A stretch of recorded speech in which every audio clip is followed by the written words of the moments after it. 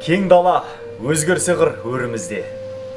Қарыздар бүкіл халық өзіңізге. Сотталған, қуғын көрген кітаптарың қастерлі тұр бұл күнде төрімізде.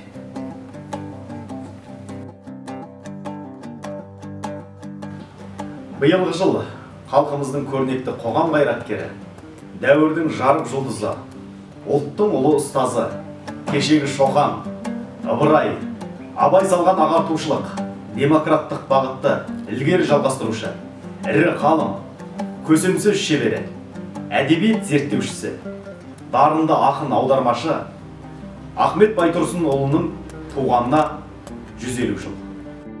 Көкшетау қаласының Степногорск қаласына жолдаған челленджіні қабыл алдық. Білімді болу үшін оқу керек, бай болу үшін кәсіп керек, күшті болу үшін бірлік керек. Осы керектердің жолында жұмыс істеу керек. Ұлттың сақталуына да, жоғалуына да себеп болатын нәрсенің ең қуаттысы тіл. Сөзі жоғалған жұрттың өзі де жоғалады. Өз ұлтына басқа жұртты қосамын дегенде, әуелі сол жұрттың тілін аздыруға тырысады.